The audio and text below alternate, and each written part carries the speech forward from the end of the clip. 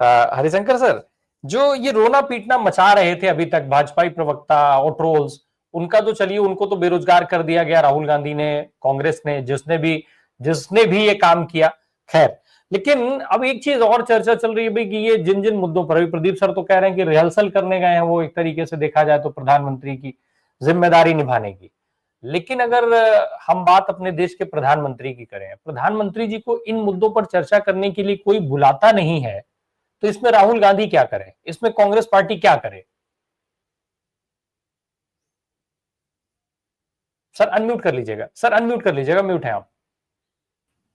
देखिए, हाँ, हो गया हो गया आपने हो गया। कहा, जी जी राय साहब, ऐसा है कि आपने कहा कि अब क्या करेंगे। प्रेम सर ने भी कहा, प्रदीप जी भी बैठे हुए हैं। देखिए, बेरोजगार नहीं हुए हैं। एक कहावत है कि पूंछ परखनली में दबा कर रखिए या घूरे में दबा कर रखिए, 6 महीने तक भी रखिए, लेकिन वो जब निकलेगी तो टेढ़ी की टेढ़ी ही निकलेगी।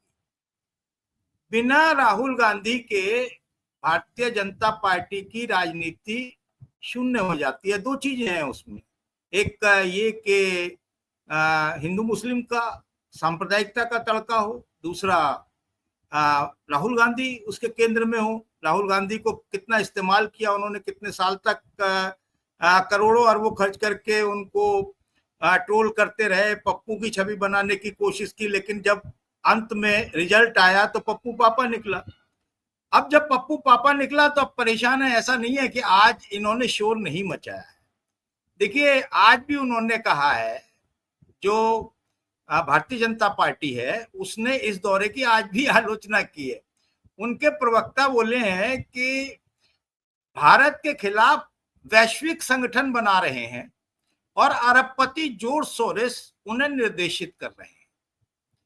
पवन खेड़ा का जब सोशल मीडिया पर बयान आया, पोस्ट आई, उसके बाद थोड़ी देर के लिए तो मतलब लगा कि ये बेरोजगार हो गए हैं, लेकिन फिर भाजपा के एक प्रवक्ता है प्रदीप भंडारी, वो निकल कर आए या उन्हें निकाला गया और उन्होंने कहा कि अनुमान लगाइए कि वो क्यों गए हैं।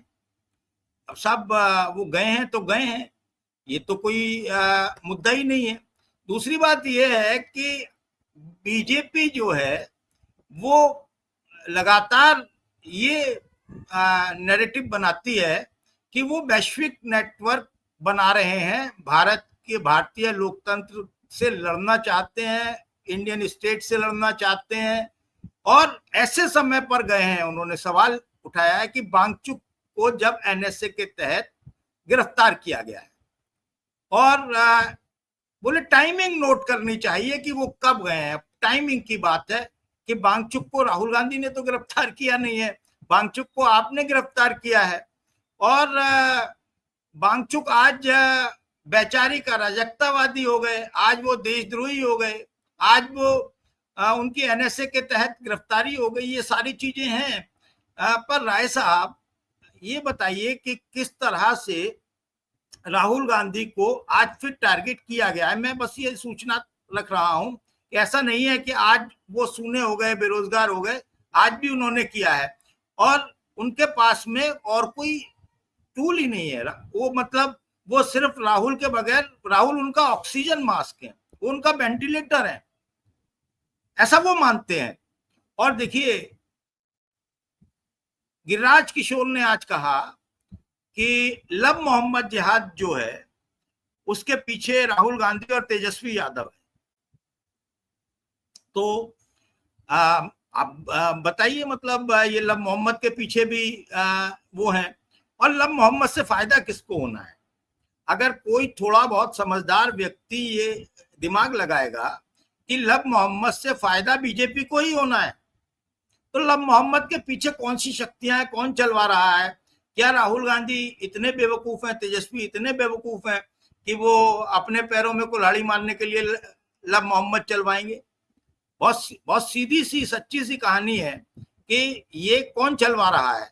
आप जाएंगे, जिस दिन होगा ना लगे पता, लेकिन आभास सभी कर रहे हैं कि ये इस तरह के सारे वो, और उसके बाद फिर इस तरह के बयान कि मेरे शासन में मौलाना समझ लें ये लब मोहम्मद नहीं होगा, मोहम्मद लब पर लाठियां पड़ेंगी, मोहम्मद पर लाठियां पड़ेंगी, लाइक टैट, मतलब कुछ भी बोल सकते हैं, उल जलूल। तो ये सब चल रहा है। अब राहुल गांधी वहां गए हैं, राहुल गांधी गए हैं तो वहां अब वो स्पीच देंगे, और निश्चित तौर पर ऐसा तो है नहीं कि प्रॉम्प्टर लेकर गए हैं वो अपने साथ में, ऐसा भी नहीं है कि वो जो सवाल आएंगे खुले मंच पर उनका जवाब नहीं देंगे, देंगे और तर्क के साथ देंगे, अपने नजरिए से देंगे। अब वो, आप ये उम्मीद क्यों करती है सरकार कि वो मोदी जी के नजरिए से जाकर वहां बोलें? अब फिर कहेंगे कि विदेश की धरती से ये भारत के खिलाफ दुष्प्रचार कर रहे हैं। आज क्या है विदेश की धरती और अपनी धरती? प्रचार करने के लिए कोई अंतर बचा है? डोनाल्ड ट्रंप अमेरिका के व्हाइट हाउस में बैठकर बोलते हैं, पाकिस्तान के प्रधानमंत्री अपने देश में बैठकर बोलते हैं या किसी और मंच पर बोलते हैं, तो वो खबर पूरे हिंदुस्तान को पता होती है या नहीं होती है? वो सिर्फ अमेरिका के लिए बोली जाती है क्या? फिर उन्होंने कह दिया कि रूस से तेल खरीद रहे हैं, टैरिफ नहीं हटाएंगे और कड़ा करेंगे।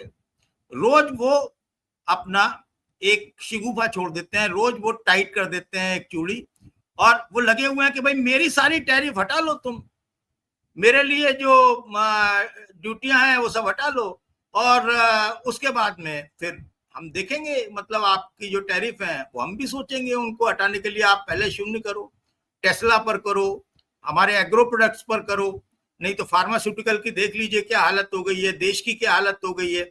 आप राहुल गांधी को कोसते रहिए, लेकिन देश में जो युवा पीढ़ी, जिसको आप जेन जेड कह रहे हैं, या वो जेन वाई है या जेन एक्स है, तो वो पीढ़ी सुलग रही है, अंदर ही अंदर सुलग रही है। उसके पीछे मूल कारणों को नहीं देखेंगे, आप दवा नहीं देंगे, आप दवा के नाम पर जहर देंगे। आप वांगचुक को गिरफ्तार करेंगे, लेकिन वांगचुक को गिरफ्तार करने का मतलब है कि आप अपने एक स्टेट के लोगों को आप द्रोही बनाएंगे। आप उनसे बैठकर बात कीजिए, अच्छे से बात कीजिए। ये दमन की प्रक्रियाएं, इस तरह की धाराएं, एनएसए वगैरह, ये दमन की प्रक्रियाएं हैं। जोधपुर जेल भेज देना, ये दमन की प्रक्रियाएं हैं। लाठीचार्ज करना, अगर कोई बेरोजगार प्रदर्शन कर रहा है तो उससे बैठकर बात कीजिए।